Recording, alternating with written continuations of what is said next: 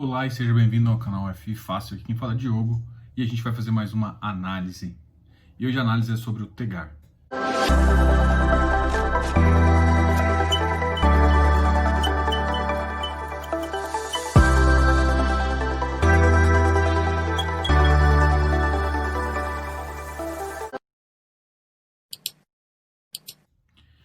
Fazendo essa análise a gente vai falar um pouquinho sobre o fundo atualmente, vai contar um pouquinho da história dele, mas bem breve, e também vai falar dessa oitava emissão. Para a gente começar, a gente vai falar agora do fundo. O fundo teve início em 2016, hoje ele é classificado como um fundo híbrido de gestão e ele também está no segmento híbrido, né? Ele é um fundo que eu classifico ele como híbrido multi-estratégia. Por que multi-estratégia? Porque ele tem duas estratégias principais. Uma estratégia de desenvolvimento, que a gente vai chamar de equity, e uma outra estratégia de papel, comprando CRI. Então, essas duas estratégias, e a gente vai ver qual porcentagem o fundo está agora e qual que é a porcentagem que ele quer chegar e qual que é a ideia para a emissão. E foi uma estratégia que agradou muito as pessoas, é uma estratégia muito inteligente. Por quê? Porque o fundo de desenvolvimento, apesar do Tegar sempre ter escolhido um equity inicial, né, que é uma fase inicial, onde ele não está pagando ainda, você não tem retorno, mas ele sempre pegou um equity mais do final ali, onde você já tem uma carteira de vendas mais forte para conseguir pagar. Tá? Mas a entrada do CRI fez com que tornasse um fluxo mais constante e isso também melhorou o fundo. É uma ideia interessante que, para mim, esse é o tipo de fundo, esse é o tipo de estratégia que vai predominar nos fundos de desenvolvimento. Qual que é o problema de fundo de desenvolvimento clássico? Onde às vezes você pega na parte inicial, que inclusive também é parte da estratégia desse fundo. Quando você pega na fase inicial, às vezes você compra, mas você não tem o fluxo, só tem o desembolso. E aí quando você tem um desembolso, você não tem o fluxo, você não tem o rendimento. E o problema é que, principalmente assim, muitas pessoas, principalmente quando você está falando de público geral, é muito interessante você ter rendimento. Por quê? Porque é o que chama cotista. A gente fala que não é o que tem que olhar, mas é o que todo mundo olha. E no final, se é só o que todo mundo olha, é o que o fundo também tem que dar uma entregada. Agora eu vou falar um pouquinho da taxa de administração e taxa de performance do fundo. A taxa de administração é 1,5 e a taxa de performance é 30% do que exceder 100% do CDI.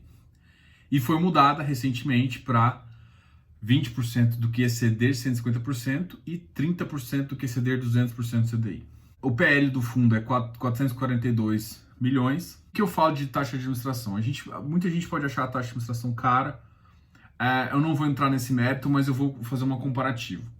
Um fundo de papel, você consegue ter um número X de pessoas. Quando você vai para um equity é uma situação muito mais complicada. Por quê? Porque você tem que passar por uma certa diligência para ficar mais seguro. Se você está no equity no começo, você tem que pensar o seguinte, cara, você tem que passar pela AMA, órgãos ambientais, prefeitura, tudo isso, quando você está no equity inicial, é responsabilidade.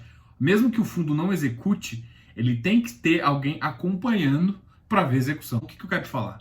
Não dá para comparar a estrutura de fundos de tijolo ou de fundos de papel com equity. Para você ter maior controle, você precisa de um número maior de agentes. E isso faz com que você cobre uma taxa maior. E por que eu estou falando disso, de operação, disso aqui?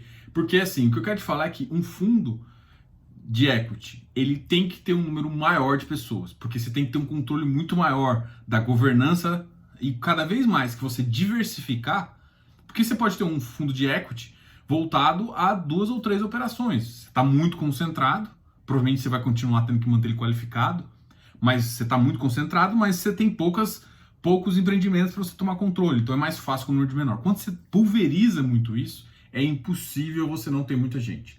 Muita gente significa mais gastos. É justo, não é justo? Estou falando assim, uma estrutura de equity para um fundo pequeno, concentrado, é diferente do pulverizado. A estratégia do Tegar é pulverização. E assim, é isso que eu estou te falando. Se a estratégia do fundo é esse, faz sentido o fundo ser um pouco maior do que os outros fundos. E assim, por mais que tenha servicer, tanto numa operação de equity quanto numa operação de CRI, o fundo tem que fazer suas diligências internas. Claro que equity de CRI é muito mais simples para ele fazer a diligência, porque já vem um pouco da estrutura já bem mastigada, mas quando é o outro, ele tem que fazer um double check. E pela estrutura que do Tegar, eles fazem isso. Só que a gente sempre tem que monitorar para ver. Eu sou um pouco suspeito de falar em relação a, por exemplo, performance, porque como consultor, eu tenho uma visão seguinte, e aí você pode discordar de mim, e aí o que define é você comprar ou não esse tipo de fundo. Eu tenho uma visão de que ganha-ganha, win-win, todo mundo tem que ganhar. O fundo tem que ganhar um pouquinho e você tem que ganhar um pouquinho. Performance para mim é eu ser remunerado mais por eu te dar mais um valor. Então, como consultor, eu penso isso. E, por exemplo, nos meus contratos eu sempre coloco performance, porque eu não quero ganhar mais de você se você não ganhar. Se você não ganhar, nós dois perdemos. Agora, se você ganhar mais, eu quero ganhar mais também. Eu defendo um pouco da taxa de performance, tá? Só que, aí, parênteses, eu tento fazer com que essa taxa de performance seja justa de acordo com a alocação. Nem sempre, e é muito difícil fazer isso. Porque, por exemplo, qual que seria o ideal do mundo? Eu vou esquecer o Tegar aqui um pouquinho e vou falar de um pouco de processo de performance. Para mim, taxa de performance, se um fundo é IPCA, o melhor para performar, para analisar a performance, independente se as curvas vão junto. Eu conversei com o gestor e ele fala, mas as curvas, uma hora todas, elas se acompanham, né? Elas vão fechando de acordo. Vem o IPCA, cai demais, aí cai a Selic, e aí tudo mais. Isso é uma tendência, e isso é verdade. Só que esse gap, para mim, às vezes pode ser prejudicial para o fundo. Os gestores normalmente falam que não, mas, bom, enfim. O que seria justo para mim seria ter índices próprios. Por exemplo, falando de um FII de tijolo, eu vou comparar com um índice só de tijolo que tem um comportamento do mercado imobiliário lá. E mesmo assim, talvez ainda teria que segmentar, porque o segmento de lajes, ele se comporta de uma forma diferente do segmento de logístico.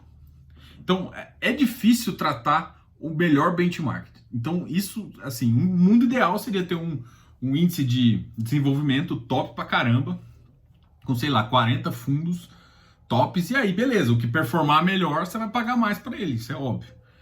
Esse pode ser que seja o futuro, né? Tipo, o mercado americano já consegue fazer alguma coisa nesse estilo aí.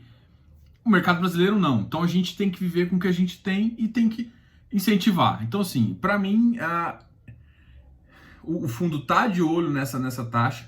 CDI, às vezes, não é a melhor proporção, principalmente quando a gente está falando de equity. É muito mais voltado a IPCA do que IGPM. Esse é meu parênteses, mas é uma coisa que é aceitável. O fundo tem uma responsabilidade muito maior do que a maioria dos fundos. Fundos de equity têm essa tendência. E quanto mais você pulverizar isso, maior você tem que ter. Seu braço tem que ser maior justamente para você conseguir controlar tudo. Bom, essa é a minha opinião, tá? Então isso pode causar um pouco Vocês podem comentar aqui embaixo se vocês não gostam disso, mas assim, eu penso um pouco como consultor, gente. Então, eu não vou... Eu acho justo, eu prefiro... E aí, por exemplo, tem implicância com alguns fundos que não tem. Por exemplo, um fundo de fundo que não tem taxa de performance, para mim ele está querendo replicar um índice, e ele é um fundo ativo. Então, para mim não faz sentido.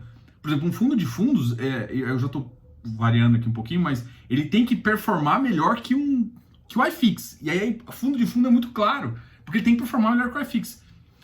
Só que muitos dos fundos nem o benchmark nem é esse, mas enfim.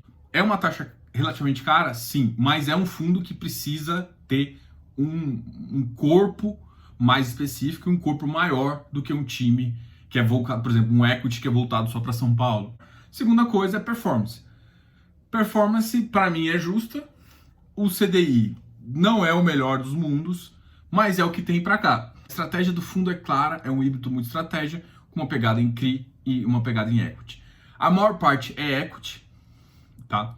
O fundo ele tende a ficar uma porcentagem maior de equity, porque parte do equity que ele pega já é um equity performado. O de vendas já está forte o suficiente para o fundo retornar resultado em termos de dividendo. Ou seja, você só consegue realmente fazer isso quando você tem um fluxo de venda forte ou um número de vendas já acima do normal. Isso pode ser até numa fase ainda no começo da obra, mas às vezes você já tem um fluxo pela demanda, ser um fluxo forte. É o que importa para o nosso rendimento, tá ok? Então, atualmente, ele está com 17% em ativos não performados e 83% em performados. E dentro dos performados, ele tem os equities performados e ele tem os CRIs.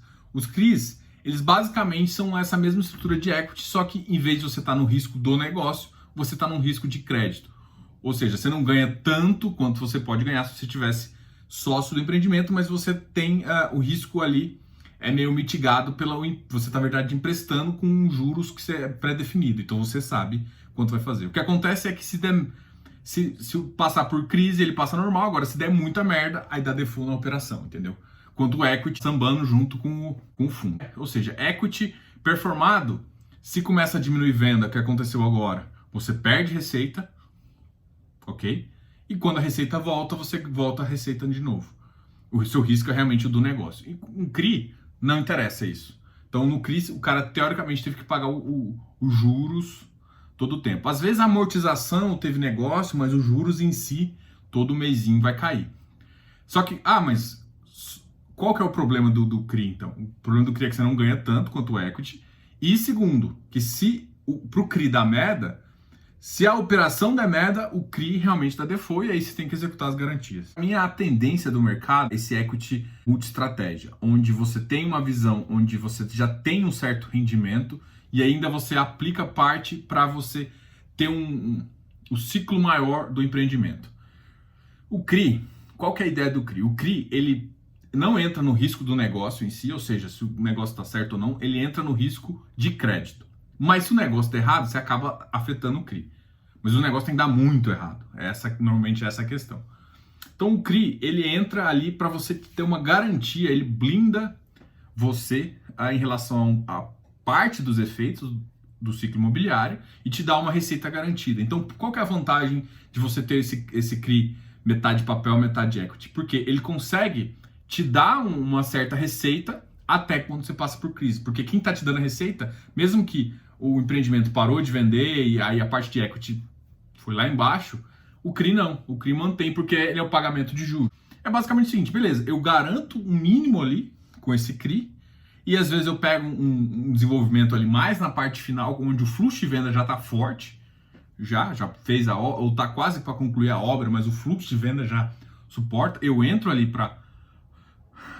comprando esse equity para manter esse resultado, consigo pegar uma tira elevada e aqui eu consigo garantir um fluxo mais forte para o meu. Enquanto isso, eu entro no equity, às vezes, no começo do ciclo do empreendimento. Então, você tem dois momentos. Você está no ciclo já do meio para o final, onde as vendas estão mais fortes. Então, por que essa tendência é boa? Porque quando está ali no começo, muita gente não tem paciência. Às vezes é quando você ganha mais dinheiro, tá? Só que um fundo híbrido, o que acontece? Ele atende aos impacientes e aos pacientes. Uma coisa que eu quero que você entenda também, quanto mais equity e por mais pulverizado, uma hora, uma operação dá problema. Então esteja preparado para isso, se você entrar nesse fundo. Esteja preparado. Isso, aí que a gente vê a maturidade da gestora para lidar com isso. Mas é uma expectativa que eu manteria. Eu manteria. E assim, quanto mais diluído para mim, melhor, porque significa que ele menos interfere no PL e menos interfere no rendimento. Você está falando exatamente que o Tegar vai dar problema para frente? Não. Não estou falando que ele tem, porque não tem como prever o futuro. Mas a tendência de equity é muito mais arriscada. Mas é só o mais arriscado? Não. A tendência é que uma hora ou outra vai dar problema. Só um detalhe aqui em relação à carteira de CRI dele, a maior parte não é sênior, não sênior é 51%. O fundo aqui, ele fala que a razão de fluxo é 200 e tanto. Eu não gosto de olhar de forma genérica, igual ele está mostrando aqui, tá? Eu gosto de olhar o fundo com uma visão um pouquinho mais de carteira. CRI, por exemplo. CRI, para mim, eu olho o fluxo, porque não me interessa a média, não me interessa quem está acima da média, me interessa quem está abaixo. É por isso que eu não gosto de ver esse número, porque esse número é médio, então, tem gente abaixo. Então, o que na verdade, quando você vai analisar uma carteira de CRI e você tem essa razão de garantia, razão do fluxo, o que você vai fazer? Você vai olhar o pior caso. Você não vai olhar o médio, você vai olhar o pior. Então, eu recomendo que você olhe o pior e veja o que está ali. Um tá 120, o menor ele tá 130. Beleza, a carteira inteira tá boa. Mas não olhe para a média, tá? Olhe para o resultado. A carteira dele, ela tá basicamente assim, 26% de CRI, carteira de recebíveis. Carteira de recebíveis não é CRI, tá? É carteira de recebíveis de parte de equity que eles têm. 8% renda fixa, 8% e equity puro ele tem 60%, tá? Uma parte é performado e uma outra parte não é performado. E aí é aquela porcentagem que a gente falou em cima. Não performado tá em torno de 17%. A maior parte da receita atualmente tá vindo do equity. 49% vem do equity. De recebíveis vem 44%. 32% mais ou menos de equity, de CRI mais recebíveis que eu tenho nesse fundo, me dá 44% do resultado do fundo. Você está entendendo a noção? Ou seja, basicamente o que eu estou te falando é que 60% do fundo te dá atualmente 60% do fundo te dá os 100% do resultado. Então ele tem uma parte não performada que ele tem um carrego que é para ganhos futuros. Vamos falar aqui do para mim, o maior problema deles é o shopping de Valparaíso. Por quê? Porque é um shopping que foi entregue, mas as vendas e o fluxo lá do shopping não foi. Qual que é a questão? É 7% do fundo. O shopping não vale isso? Não, ele vale o que eles estão falando. E se você for olhar que até a TIR dele está positiva. Só que não é a liquidez dessa TIR, não é lá essas coisas. A liquidez desse empreendimento não é nessas coisas. Então, se o fundo quiser sair dessa posição, não vai ser tão fácil, porque não vai achar um comprador, principalmente que o valor, então ele vai ter que, às vezes, colocar mais baixo. Então, assim, você faz uma análise do que ele vale, mas na verdade não é, o que ele vale não é o que ele vende, tá? Então, eu tô querendo causar alguma confusão? Não, tô falando o seguinte, e esse é o tipo de coisa que, se você ver nessa carteira, entrando numa posição maior, ele vai diluir mais. Então, faz sentido essa emissão, justamente para diluir essa questão. E outra, o fundo pode ter um potencial bom? Tem. Esse empreendimento em si tem um potencial bom? Tem. Mas pode demorar mais. Então, você fazendo um carrego, você pode, inclusive, essa TIR disparar. Só que você tem que esperar. Você tem que ter a paciência. E aí, o que eu falo? A vantagem de um fundo multi-estratégia é porque ele consegue trazer paciência a quem não tem paciência, a você, cotista. Porque eu sei que você não tem paciência, eu sei que você não tem paciência, porque se o fundo começar a dar 0,10, vai todo mundo sair desse fundo. Então, um fundo de desenvolvimento com essa característica, ele consegue te dar rendimento mesmo tendo probleminhas, tá? E probleminhas sempre vão ter. E aí, beleza, esse probleminha pode no futuro ser um grande ganho, mas você vai ter que ter paciência, mudança de estratégia, às vezes vai precisar de um investimento maior no shopping para, sei lá, colocar alguma coisa diferencial para aumentar o capital da região, para aumentar o interesse das pessoas nesse shopping. Então, tem estratégia que você pode fazer, e aí você está sendo um empreendedor aqui, no caso, tá? Que o fundo pode tomar, e assim, o fundo tem experiência para isso, por já lidar com muito equity. Então, assim, Diogo, é um probleminha? É. Esse aqui, realmente, isso, eles assumem isso. Mas não é uma coisa que no futuro não pode dar lucro. E a carteira do fundo absorve esse impacto sem problema. É essa a visão que eu tenho. Você quer uma carteira tudo verdinho, vai pro Quinéria. Porque você vai pegar grande, sem risco, mas você vai receber 100% CDI. Entendeu o que eu quero te falar? Não adianta você esperar, eu quero segurança, isso aqui, 300% CDI, 400%. Não existe isso. Ou você vai para uma carteira realmente toda segura, ou você vai para um risco de desenvolvimento, que tem e assume as coisas. Você está sendo sócio do empreendimento. Então, quanto mais empreendimento você tem, o risco de um dar problema é maior, mas quando você tem uma gama relativamente boa e você consegue monitorar isso, a chance da maioria ser melhor é positiva, e de você sair no lucro também é melhor. Acabei aqui de falar um pouquinho da posição do fundo atualmente. A posição do fundo, eu digo que é boa. Então o fundo vem se comportou bem na crise, tem essa estratégia. A carteira, a gente analisou ali, a gente consegue analisar a carteira de CRI e essa carteira de equity. O que eu gerei alerta, eu já falei para vocês, expliquei a minha opinião sobre isso, e agora eu vou falar um pouquinho da oitava emissão. E para mim, a oitava emissão vem com 300 milhões, vem com o distribuidor XP, o que vai fazer com que dê uma visibilidade para o fundo que eu acho que o fundo precisa, né? Isso vai trazer um novo olhar. E assim, a característica desse empreendimento é o médio empreendedor. Ou seja, ele sai daquele, vou dizer, tumulto ali de São Paulo, onde tem a maior parte das SAs e tudo mais, para um Brasil. E, ou seja, ele está olhando para o Brasil. Isso gera o seguinte, nem todos os empreendedores médios estão preparados para fazer isso. E aí você vai ver que o fundo ele tem critérios para escolher esses empreendedores. Eu gosto desses critérios, eu acho interessante, eu acho que, assim, quando você olha para São Paulo, quanto mais você olha só para São Paulo, mais as taxas vão baixando. Então, se você quer taxa mais alta, você tem que começar a olhar para o Brasil, que é exatamente o que esse fundo está fazendo. E não só esse fundo está fazendo, a maioria dos fundos high yield, e esse é um fundo high yield, não entenda como um fundo de papel. High yield é um fundo de alta renda. Ele é um fundo high yield que tem uma parcela de papel high yield mais uma parte de equity. Então, ele é um fundo high yield. Tá? Por isso que eu gosto de classificar esse fundo como muito próximo. Quando eu classifico, eu coloco ele dentro de papel. Tá? Para mim, eu coloco ele dentro de papel high yield. Mas beleza, independente disso, os fundos high yields começaram a crescer e pegar mercados pulverizados, não só dentro de São Paulo. Tem fundos de crédito, principalmente residencial em São Paulo também, que são fundos bons. Mas a maioria dos fundos saiu de São Paulo e começou a pegar empreendimentos bons fora de São Paulo. No Rio Grande do Sul, Gramado, tá cheio.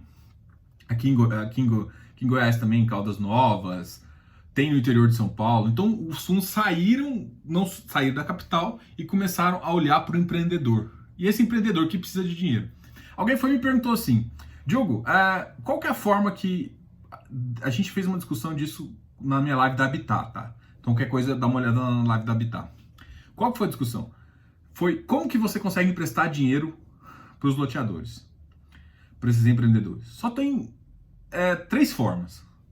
Capital próprio, ou CRI, ou equity. Equity é talvez a terceira via. Às vezes também tem FDIC também. Você pode entrar com direito creditório. Ele é muito parecido com fonte de CCI, sessão de direito. Então você tem essas formas aqui. Mas eu vou falar que CRI, FDIC e sessão de direitos, CCI, vão ficar tudo num bolinho só, tá? Vou deixar isso como esse investidor privado que quer um retorno de juros. E o outro é o cara que está junto, que entra junto e fala assim, olha, empreendedor, eu vou entrar com dinheiro aqui, vamos ficar sócio e no lucro, que eu entrar do capital, eu quero lucro também, ou seja, está no risco do negócio. Então essa é uma forma.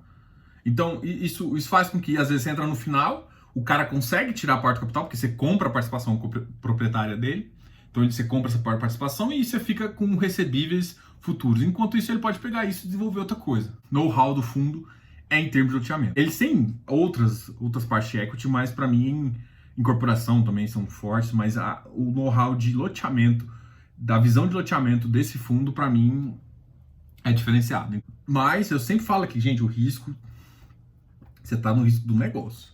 Se você não está preparado a assumir o risco do negócio, não entra. A estratégia do fundo da 8ª emissão. E ele quer que 30% ele esteja em participação societárias naquela fase inicial. Menor que 30%. Hoje ele está em 17%. Mas a estratégia do fundo é ficar com até 30%. E 70% no que a gente chama de CRI, recebíveis imobiliários, já que é uma receita garantida, mais um equity já performado. Então ele tem essas duas estratégias.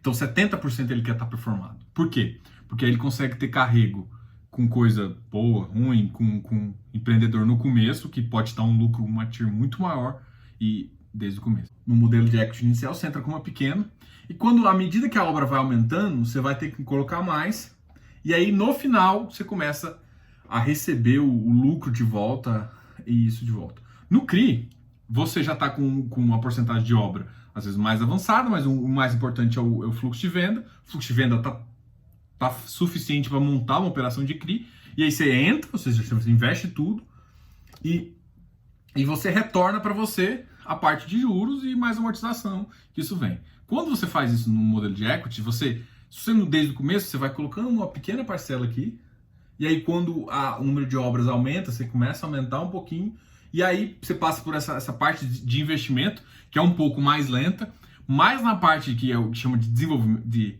desinvestimento, que aí só tem venda e manutenção de carteira, você fica com uma carteira que a gente chama no CRI, uma cauda de carteira muito maior.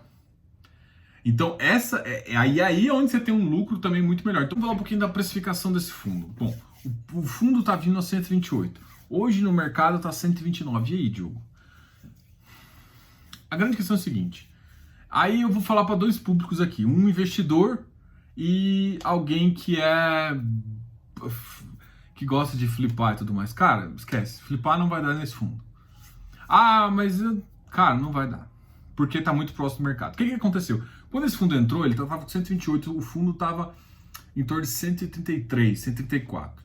A grande questão é o seguinte, junho foi quando ele anunciou, estava um momento muito positivo, enquanto julho foi um momento porque teve muita oferta de muita liquidação.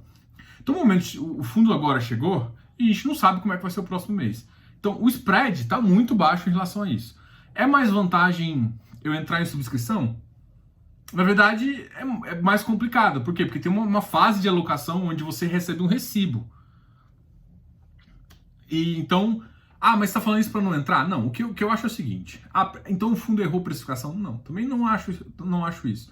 O fundo ele precificou de acordo com uma forte subida que a gente teve nos meses pós-pandemia. Junho, principalmente, foi um mês excelente. Então, ele teve forte e quando saiu a notícia, realmente as pessoas vendem no secundário para até entrar no primário. Isso é natural. Agora, o fundo, ele concorre com outros fundos. Por exemplo, o Iridium não concorre com fundos de logístico e tal. Se você está concorrendo é porque você não tem ideia. Mas ele concorre com fundos de high yield. Vou chamar o Iridium de high yield porque ele tem uma pegada bem high yield, né? Então é o seguinte... Ele está concorrendo com esses fundos e está tendo a emissão do hectare, do Iridium. E isso faz com que, assim, gente, não está tendo. Isso eu falo também para logística, não estava tendo tanto dinheiro. Então a saída é justamente fazer isso. O que você tem que entender é que emissão não é para flipar. Emissão é para aumentar o fundo. O objetivo de emissão é aumentar o fundo. Tem um certo desconto? Para mim, o pipeline faz sentido. Então, para você que está no fundo e quer aumentar a posição, é uma estratégia interessante você entrar. Só que você tem que entender que existem duas pessoas que o fundo tem que atrair. Você, que normalmente é um cara de varejo. O que é varejo? É um cara que vai investir até 100 mil. Talvez você investe até menos e tal. Mas até 100 mil eu considero varejo. Por quê? Porque no mercado secundário você consegue comprar 100 mil tranquilo do fundo. E um cara que não é de varejo. É um cara que ele vai distribuir realmente, que é um cara com uma visão um pouco de longo prazo. É um cara com poder aquisitivo um pouco maior. Então, o cara ali de, sei lá, 2 milhões, 5 milhões. Esse cara, ele não vai entrar no mercado secundário com 5 milhões. Ele não vai entrar. Ele vai pegar uma oferta. Mas, assim, em termos de precificação, para varejo não ficou tão interessante. Tipo, se ficasse uns 4, 5 reais sólidos ali, eu sei que o sucesso com esse tipo de mercado seria maior. Só que, assim... O outro mercado vai garantir para o fundo pelo menos uns 150 milhões. Né? Enfim, se você tiver que escolher entrar ou não no fundo, pense um pouco na estratégia, tá? Então, se você gosta da estratégia, faz sentido. Vou entrar no primário ou no secundário? Bom, essa é a decisão sua. Com o spreadzinho do jeito que tá, se você for pensar em querer vender, é um risco muito alto, assim. Mas se você quer achar que o fundo compensa, é uma estratégia você entrar com uma parcela no primário também. E para entrar, para ficar longo, você acha que realmente compensa? Eu acho que ainda está mais barato, então é um valor interessante. Eu gosto da estratégia de fundo, eu tô achando que mais fundos vão vir nessa linha, tá? O que vai ser positivo, até... Para mim é o seguinte, quando se lança um produto novo e aí começa a dar certo, vai vir competidores. E aí quando vem competidores, a hora que vai dar é justamente... taxa, as taxas vão baixar, mas por enquanto ele tá meio solitário nessa razão, tem dado bons retornos, então o resumo que eu tenho do fundo é eu gosto dessa estratégia. E a execução do Tegar tem me agradado. Eu não tô dando recomendação aqui, tá? Deixa eu só falar o último final, porque se eu não falar isso dá problema. Bom, isso aqui não é recomendação, eu passo a visão da carteira, passo a visão da emissão, e tô dando realmente o que eu falo. Precificação, gente, é difícil. é difícil porque o mercado igual aconteceu. Se o mercado de julho fosse igual de junho, vamos supor, continuasse crescendo ou tivesse se mantido, cara, ninguém tava nem... essa oferta ia dar muito. Agora, por essa questão, tá dando... O spread tá meio baixinho e todo mundo fica preocupado. Só que, duas coisas. Você tá alinhado com a estratégia e quer entrar, vambora. Com uma pegada um pouquinho mais de desenvolvimento, tá? Com foco no loteamento. Esse é o Tegar. Se inscreva aqui no canal, dá um like nesse vídeo e não se esqueça de comentar o que você acha do Tegar. Comente aqui embaixo. Você vai entrar na subscrição? O que você está achando da diferença? Como é que você está achando a precificação? Enfim, coloca aqui embaixo os comentários. Quero agradecer. Diogo, canal F Fácil.